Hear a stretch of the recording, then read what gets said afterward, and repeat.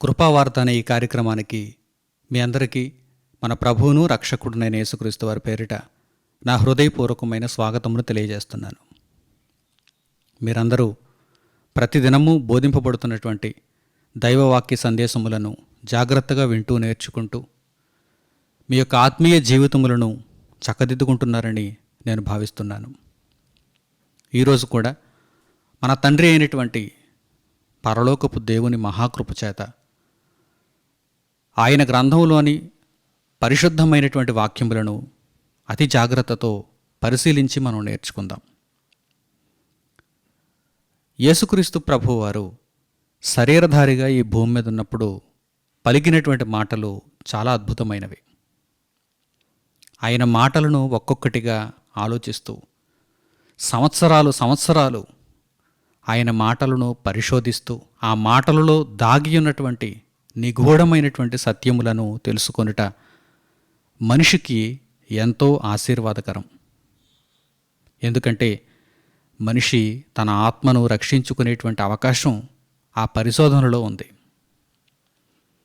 లేఖనములు యేసుక్రీస్తు ప్రభువును గూర్చి వివరించుచున్నప్పుడు ఆ లేఖనములను పరిశోధించి ప్రభువులో ఉన్న నిత్యజీవమును కనుగొనుట ఎంతో గొప్పదైనటువంటి దీవెన. కనుక అటువంటి ప్రయత్నంలో ఈరోజు కూడా ఒక చక్కని సంగతిని మనం ఆలోచిద్దాం.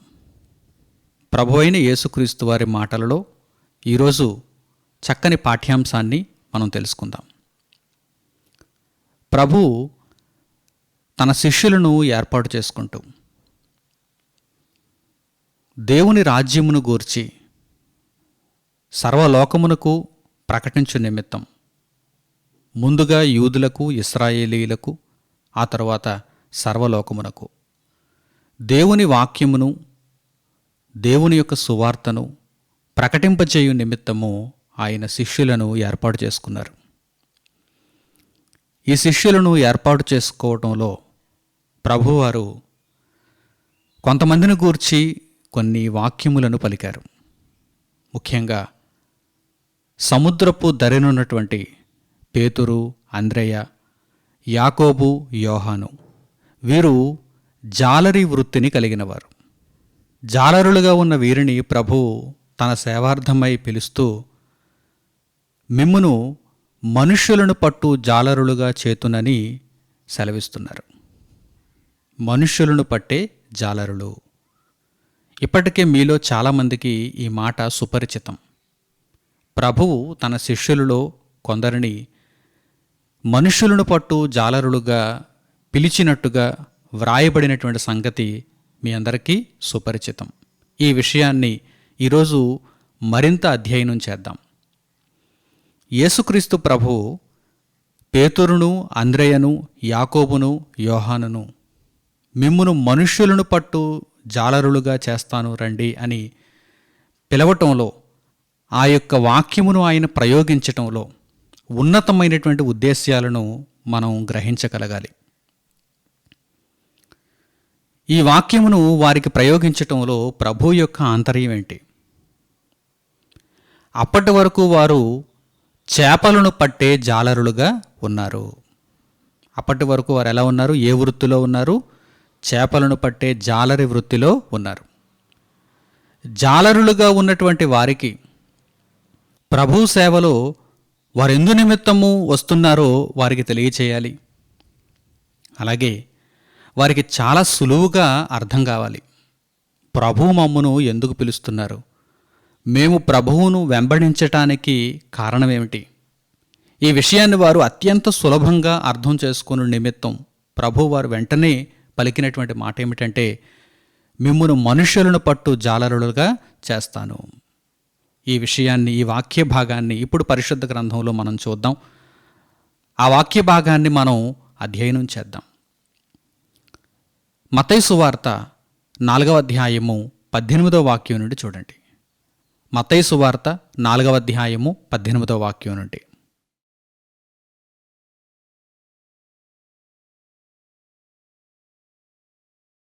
యేసు గలిలయ సముద్ర తీరమున నడుచుచుండగా పేతురనబడిన సీమోను, అతని సహోదరుడైన అంద్రెయ అను ఇద్దరు సహోదరులు సముద్రములో వలవేయుట చూచెను. వారు జాలరులు. ఆయన, నా వెంబడి రండి, నేను మిమ్మును మనుష్యులను పట్టు జాలరులనుగా చేతునని వారితో చెప్పాను. వెంటనే వారు తమ వలలు విడిచిపెట్టి ఆయనను వెంబడించిరి. యేసుక్రీస్తు ప్రభువు గలిలయ సముద్ర తీరమున నడుచుచుండగా పేతురును అతని సహోదరుడైనటువంటి అంద్రెయను చూచారు. వారు చేపలు పట్టడానికి వలలు విసురుతున్నారు. వారు జాలరులు.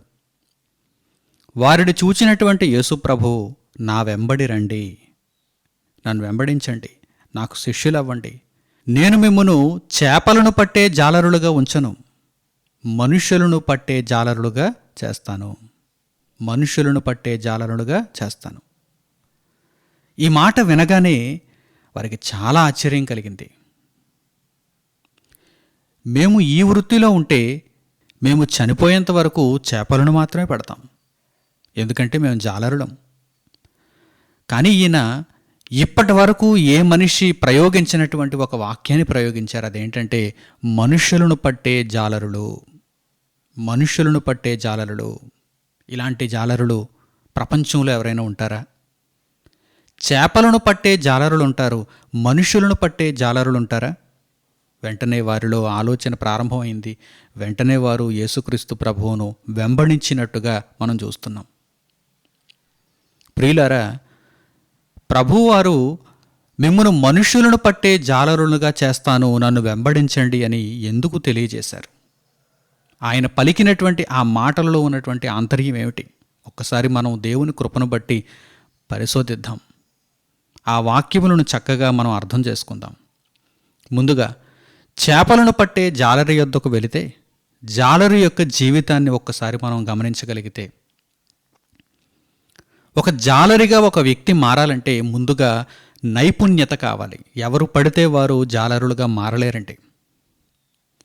విస్తారమైనటువంటి జలరాశులు, సముద్రాలు, ఆ జలరాశులలో నుండి చిన్న చిన్న చేపలు సముద్రపు ఉపరితలంతో పోల్చినప్పుడు, సముద్రపు నీటితో పోల్చినప్పుడు చేప ఎంత చిన్నది చెప్పండి. ఆ చిన్న చేపను పట్టుకోవాలి అంటే దీనికి ఏం కావాలి? నైపుణ్యత కావాలి. ఎవరైతే చిన్నప్పటి నుండి సాధన చేస్తారో, వారి యొక్క తండ్రితో కావచ్చు, వారి యొక్క అన్నలతో కావచ్చు, వారి యొక్క బంధువులతో కావచ్చు, చిన్నప్పటి నుండి ఎవరైతే ఆ వృత్తి తెలిసిన వారి దగ్గర సాధన చేస్తారో, ఆ యొక్క మెలకువలు నేర్చుకుంటారో, ఆ నైపుణ్యతను సంపాదిస్తారో, వారు మాత్రమే జాలరులుగా మారగలరు. నైపుణ్యత కలిగినటువంటి జాలరి ఎక్కువ చేపలను తీసుకొస్తాడు. ఆ మెలకువలు తెలిసినటువంటి జాలరి సముద్రంలోనికి వెళ్ళినప్పుడు ఎక్కువ చేపలను తీసుకొస్తాడు. ఆ వల నిండిపోతుంది, ఆ బోటు లేకపోతే ఆ పడవ నిండిపోతుంది.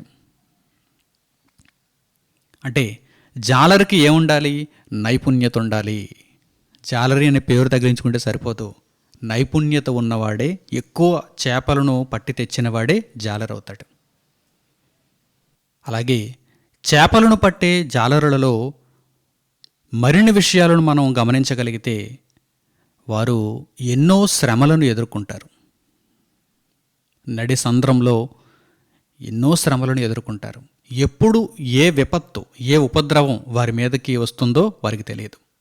చుట్టూ సహాయం చేయడానికి ఎవరు కూడా ఉండరు. వారొక పడవలో ప్రయాణం చేస్తున్నప్పుడు, చేపల వేటకు వెళ్ళినప్పుడు వారి చుట్టూ అనేక మంది జనములు ఉంటారా? ఉండరు.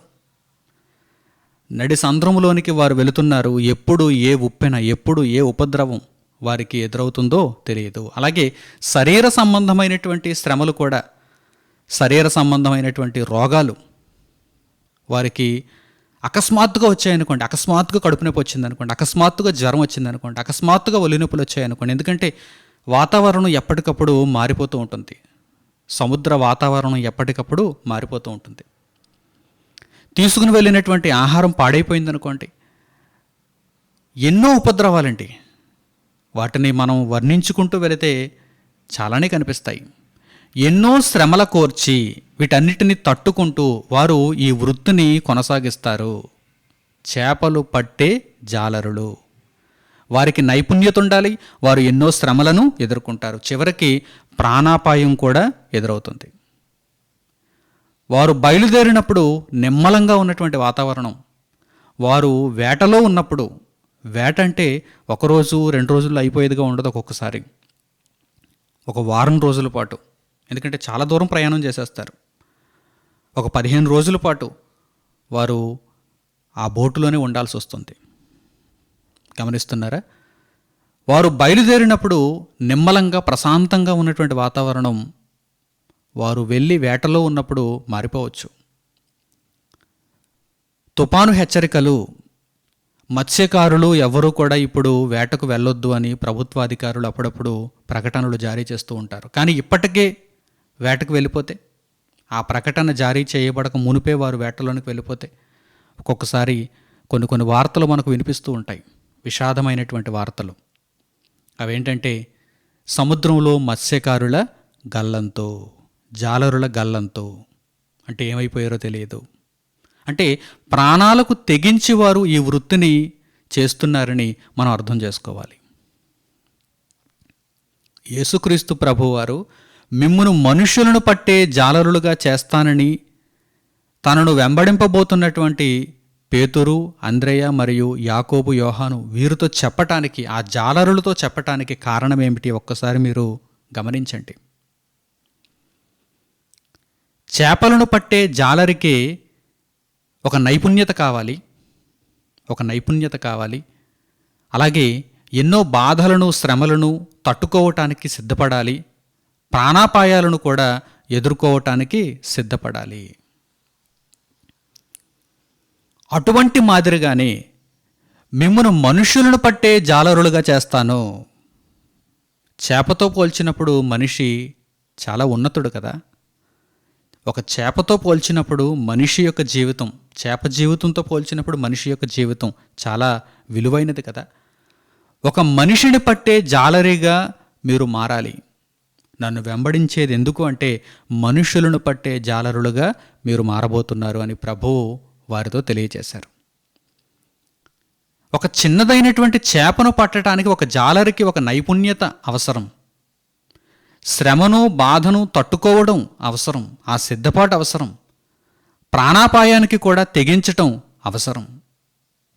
అట్టి మాదిరిగానే మనుషులను పట్టే జాలరులుగా ఉండబోతున్నటువంటి మీకు మనుషులను పట్టడంలో నైపుణ్యత అవసరం. మనుషులను పట్టడంలో మీకు ఎన్నో శ్రమలు, ఇబ్బందులు, ఉపద్రవాలు ఎదురవుతూ ఉంటాయి.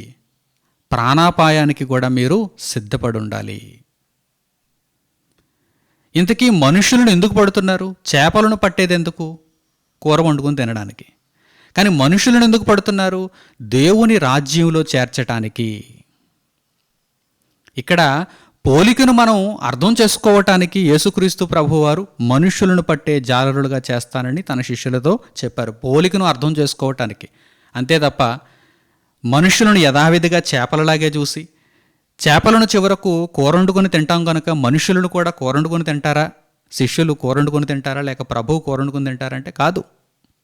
మనుషులను దేవుని రాజ్యంలో చేర్చటానికి ఒక ఉపమానం ద్వారా మనకు చక్కగా అర్థమవుతుందని ప్రభువు ఈ వాక్యాన్ని ప్రయోగించారు. ఆ తర్వాత శిష్యులు వచ్చి మనుషులను ఎందు నిమిత్తము పడుతున్నారో మీకు పరిశుద్ధ గ్రంథంలో కనిపించుచున్నది కదా. దేవుని రాజ్యములో చేర్చుటకు. చేర్చబడిన వారందరూ విచారంతో ఉన్నారా? సంతోషంతో ఉన్నారా? సంతోషముతో ప్రభువును హత్తుకొని పరిశుద్ధాత్మ నడిపింపుతో వారు దేవుని రాజ్యములో జీవించుచున్నారు.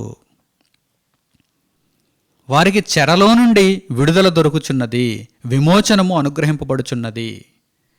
ఎప్పుడైతే మనుష్యులను పడుతున్నారో పట్టబడినటువంటి ఆ మనుషులు రాజ్యంలో చేర్చబడుతున్నారు, దేవుని సంఘంలో చేర్చబడుతున్నారు. చేపలు పట్టే జాలరి ఒక్కొక్క చేపను పట్టిన తర్వాత దానిని ఎక్కడ పడితే అక్కడ పెట్టేయడు. ఎందుకంటే ఎంతో కష్టంతో, ఎంతో శ్రమ కోర్చి ఆ చేపను పట్టాడు కనుక జాగ్రత్త చేస్తాడు. ఒక బుట్టలో వేసుకుంటాడు, లేకపోతే ఒక పెట్టెలో వేసుకుంటాడు. దానిని జాగ్రత్త చేస్తాడు, ఎక్కడ పడితే అక్కడ పడేయడు. మరలా అది గెంతి సముద్రపు నీటిలోనికి వెళ్ళిపోయే ప్రమాదం ఉంది కనుక అతడు దానిని జాగ్రత్త చేస్తాడు. అలాగే దేవుని రాజ్యములోనికి చేర్చుతున్నారు. మనుషులను పట్టి దేవుని రాజ్యములోనికి చేర్చుతున్నారు.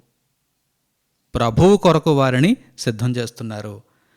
వారి ఆత్మలను అగ్ని నుండి కాపాడుతున్నారు. ఈ విధముగా ఒక చేపలు పట్టే జాలరికి నైపుణ్యత అవసరము.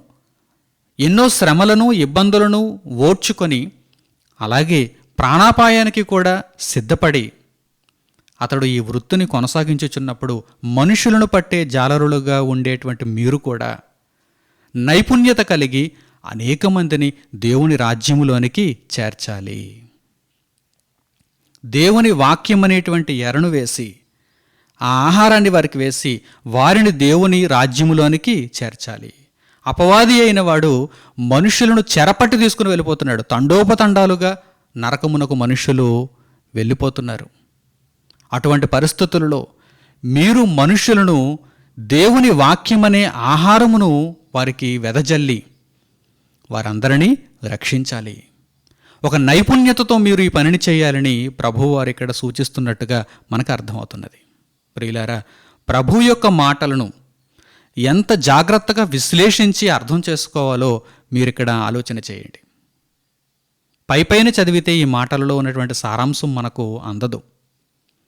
లోతులకు వెళ్ళి పరిశోధించాలి. మనుషులను పట్టే జాలరి అని ఎందుకు అన్నాడు ఆయన? తన శిష్యులతో మిమ్మును మనుషులను పట్టే జాలరిగా చేస్తాను రండని ఎందుకన్నాడు ఆయన? ఇదిగో ఇందులో ఎంత పరమార్థం దాగి ఉంది. మీరు దేవుని వాక్యమును ఆహారముగా వెదజల్లాలి. వెదజల్లినప్పుడు మనుషులు ఆ ఆహారము కొరకు తప్పకుండా వస్తారు. వచ్చినప్పుడు వారిని మీరు దేవుని రాజ్యములో చేర్చాలి. దేవుని రాజ్యములో చేర్చాలి. వారిని స్థిరపరచాలి. మరలా వారు లోకపు మాలిన్యమును అంటించుకోవటానికి లోకములోనికి వెళ్ళిపోయేవారుగా ఉండకుండా వారిని మీరు భద్రం చేయాలి. దేవుని రాజ్యములో వారిని మీరు నిర్మించాలి అని ప్రభువైన యేసుక్రీస్తు వారు తెలియజేస్తున్నారు. ఇప్పుడు చూడండి, మనుషులను పట్టే జాలరిగా ఉండటానికి ఎంత నైపుణ్యత అవసరమో, ఎంత సిద్ధపాటు అవసరమో, ఆ తర్వాత ఈ పనిని మనం కొనసాగించటానికి మనకు ఎంత జ్ఞానం అవసరమో, ప్రభువు యొక్క నడిపింపు ఎంతగా అవసరమో ఇప్పుడు మీరు ఆలోచన చేయండి. చాలామంది అనుకుంటారు దేవుని వాక్యమును ప్రకటించడమే దేవుని సేవ అని. దేవుని వాక్యమును ప్రకటించడం ఒక భాగం మాత్రమే. దేవుని సేవ అనగానే పరిపరి విధాలుగా ఉంటుంది. పరిపరి విధాలుగా ఉంటుంది. ముందుగా మనుషులను దేవుని వాక్యము చెంతకు తీసుకుని రావాలి. దేవుని వాక్యమును వినిపింపచేయాలి. విన్న దేవుని వాక్యములో వారిని నిలబెట్టాలి. వారిని దేవుని కొరకు బ్రతికింపచేయాలి. చూసారా, ఇన్ని మెలకువలతో, ఎంత నైపుణ్యతతో, ఎంత సిద్ధపాటుతో దేవుని పనిలో మనం ఉండాలని దేవుని వాక్యము ద్వారా పరలోకపు తండ్రి మనకు తెలియజేస్తున్నాడు. మీరు ఈ విషయాలను చక్కగా గమనించాలని, హృదయంలో ఈ విషయాలను భద్రపరుచుకున్న వారై దేవుని సేవను ఎంత గొప్పగా మీరు జరిగించాలని నేను కోరుకుంటున్నాను. అలాగే ఒక చేప నీటిని విడిచి రావటానికి ఎలాగైతే ఇష్టపడదో, మనుషులు కూడా లోకాన్ని విడిచి రావటానికి ఇష్టపడరు. అంత త్వరగా లోకాన్ని విడిచి రావటానికి ఇష్టపడరు. కానీ వారిని దేవుని వాక్యమనే ఆహారము చేత రక్షించాలి, ఆకర్షించాలి, రాజ్యంలో చేర్చాలి. దేవుని రాజ్యముగా వారందరినీ స్థిరపరచాలి. ఏ మనిషి అయినా ఒప్పుకుంటాడా? సునాయాసంగా, సులభంగా నేను దేవుని రాజ్యంలో జీవించాలనుకుంటున్నాను, నీతిగా, పరిశుద్ధముగా ఉండాలనుకుంటున్నానని అంత సులువుగా ఏమీ చెప్పకుండా ఏ మనిషి అయినా అంగీకరిస్తాడా? లోకములో ఉండటానికే ఎక్కువగా మనస్సు పెడతాడు. ఈరోజు దేవుని వాక్యమును ప్రకటించినా కానీ, ఒకసారి విన్నా కానీ, ఒకసారి వెలిగింపబడినా కానీ మరలా లోకము తట్టుకు వెళ్ళిపోయేవారు ఎందరో ఉన్నారు.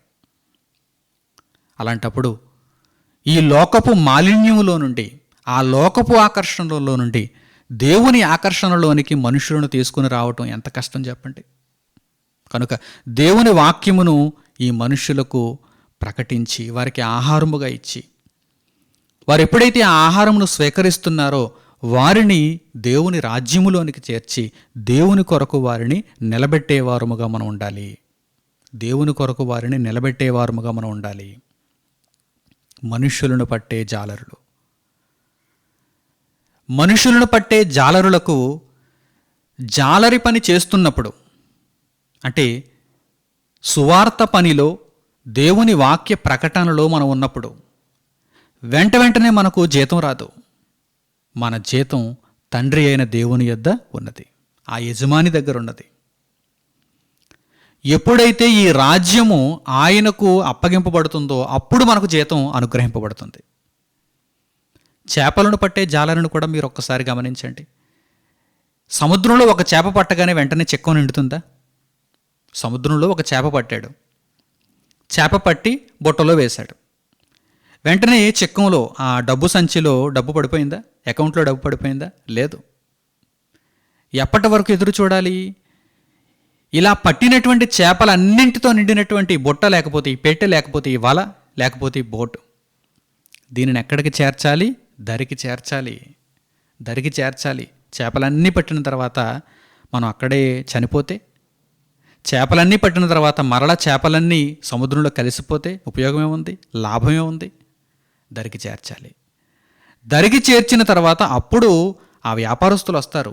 ఆ వ్యాపారస్తులకు ఆ చేపలను ఇస్తే ఆ వ్యాపారస్తులు పైకి అందిస్తారు. ఈ కష్టానికి అప్పుడు లాభం దక్కుతుంది. అలాగే పరలోకమందున్నటువంటి తండ్రి యొద్ద నుండి మనము జీతమును ఎప్పుడు పొందుతాము, బహుమతిని ఎప్పుడు పొందుతాము అనగానే దేవుని రాజ్యము దేవుని చేతులకు అప్పగింపబడినప్పుడు. క్రీస్తు ప్రభువు దీనికి అధికారి, క్రీస్తు ప్రభు ఈ రాజ్యానికి శిరస్సు.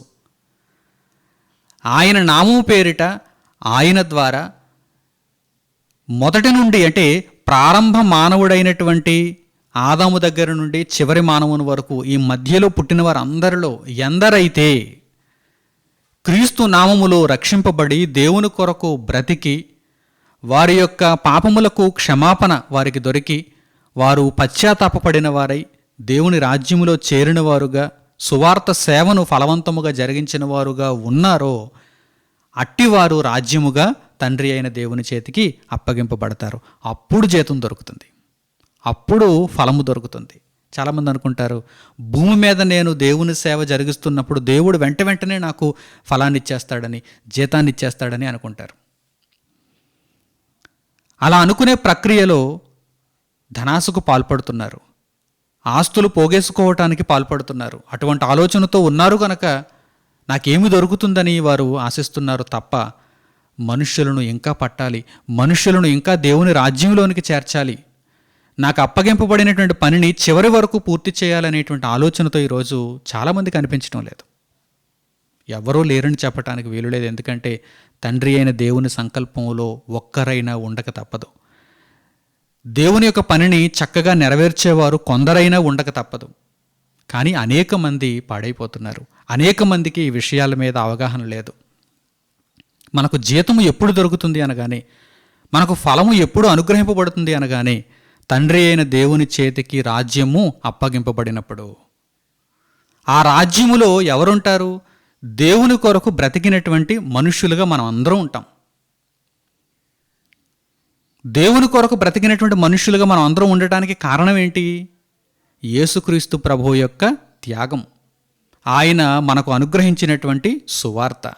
సర్వలోకమునకు వెళ్ళి సర్వ సృష్టికి ఈ సువార్తను ప్రకటించండి, నమ్మి బాప్తిస్మం పొందినవాడు రక్షింపబడును, నమ్మని వానికి శిక్ష విధింపబడును. లేఖనముల ప్రకారము యేసుక్రీస్తు ప్రభువు మరణించారు, సమాధి చేయబడ్డారు, తిరిగి లేచారు. ఆయన నామమున ప్రతి ఒక్కరికి రక్షణ ప్రకటింపబడింది, అనుగ్రహింపబడింది. ఎవరైతే ఆయన నామమును ఒప్పుకొని ఆయన ఎదుట మోకాళ్ళుని ఆయనకు లోబడుతున్నారో, వారి పాపములను ఆయన ఎదుట ఒప్పుకుంటున్నారో అట్టివారికి పాపక్షమాపణ లభించుచున్నది. అట్టివారు పరిశుద్ధతలోనికి రాగలుగుతున్నారు. ప్రభు అట్టివారిని ఆయన వారిగా మారుస్తున్నాడు. వారందరూ ఒక రాజ్యం.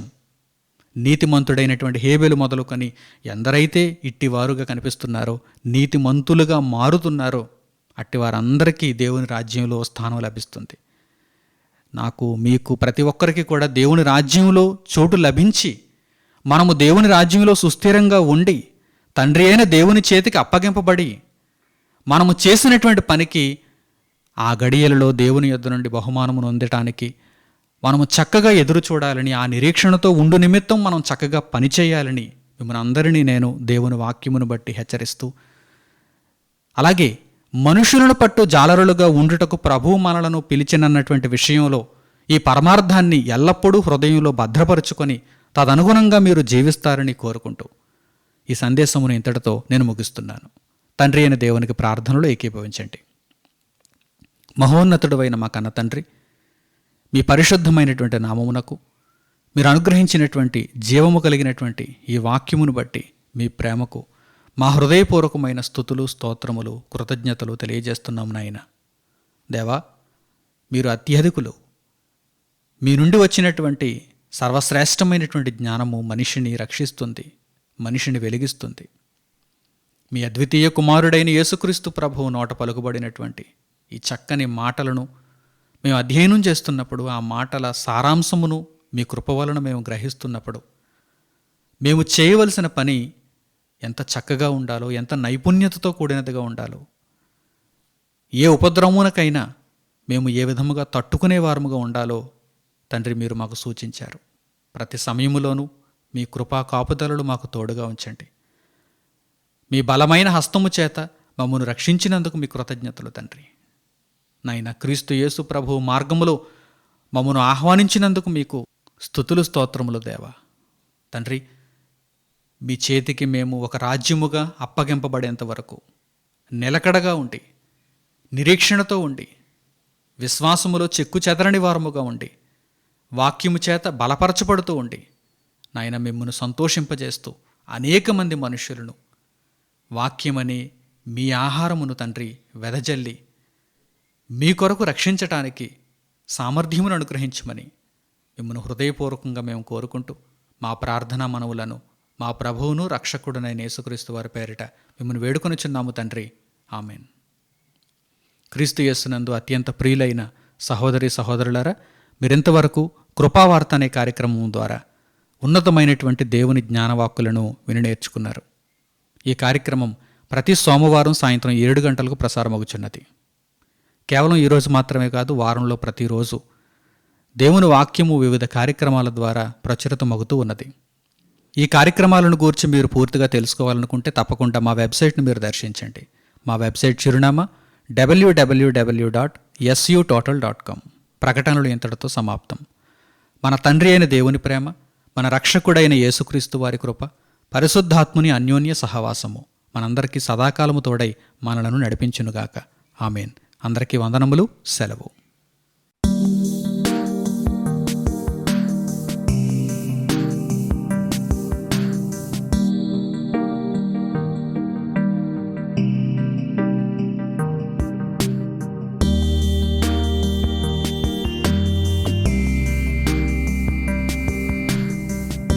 సహోదరులు మణికుమార్ గారు ప్రసంగించిన ఎన్నో ఆత్మ సంబంధమైన సంగతులను ఉచితముగా వీక్షించుటకు మా యూట్యూబ్ ఛానల్స్ను తప్పక దర్శించండి.